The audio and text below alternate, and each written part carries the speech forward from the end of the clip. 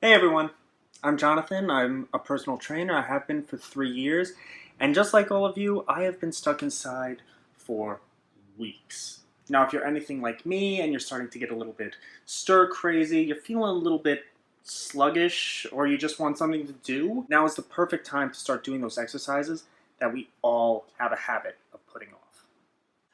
I'm from New York City, so I understand that there are a lot of you out there that don't have a lot of space. So with that in mind, I wanted to walk you all through a few exercises that you can do even if your situation feels a little cramped.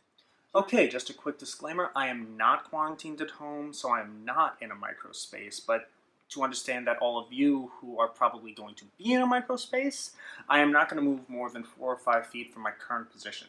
Everything that I'm about to do can be done if you have maybe 6 feet available to you. Here's a full body workout that you can do in a microspace. This is an example of a squat if you cannot do a full squat. Sit yourself down onto a couch, onto a chair, onto whatever you have. Sit down briefly and then just stand up. But make sure to always pull from your hips and your glutes.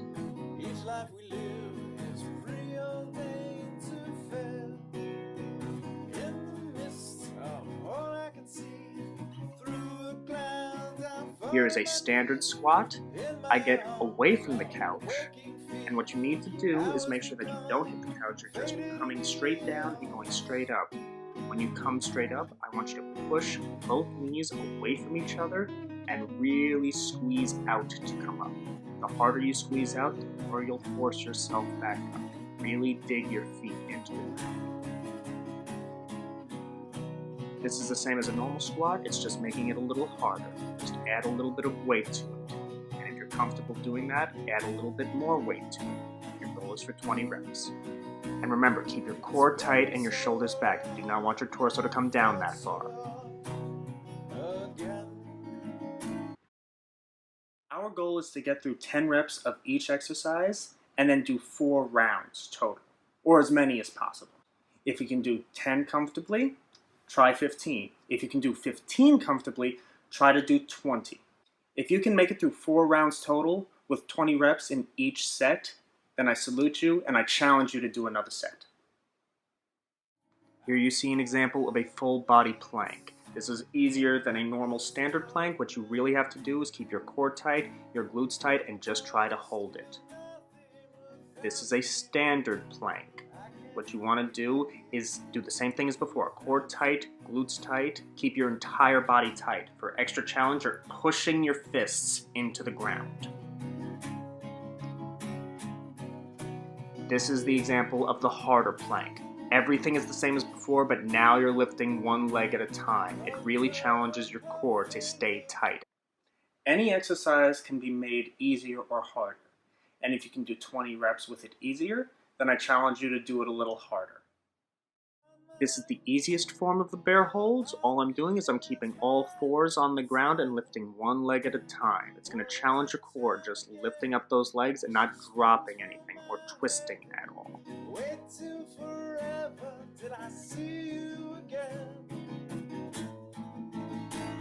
This is a standard bear hold. I'm not lifting my legs this time. What I'm doing is I'm just lifting my knees off the ground and squeezing as tight as I can, similar to a plank.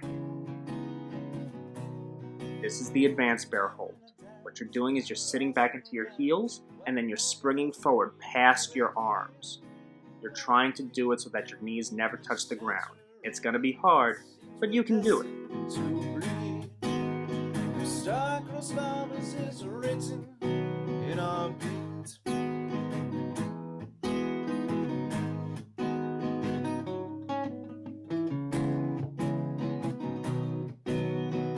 This is a modified push-up. The important things to remember about a push-up is that you want to keep your core tight, your glutes tight, and your shoulders back. Even though you're pushing forward, your shoulders should stay back the whole time.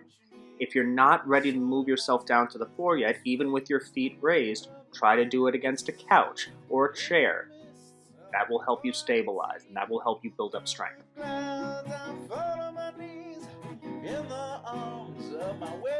This is just a standard full body push-up. Everything remains true from before. Just squeeze your glutes as well.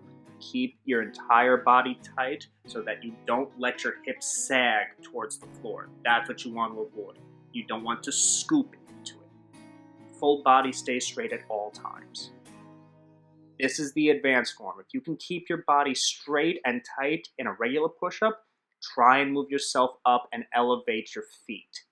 Then you have to keep your entire body tight that way. It's going to be a lot harder.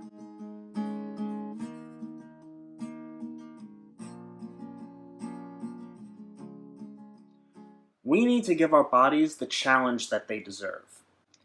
And I want you to make sure that you always do whatever is hardest for you first while you still have the energy to do them.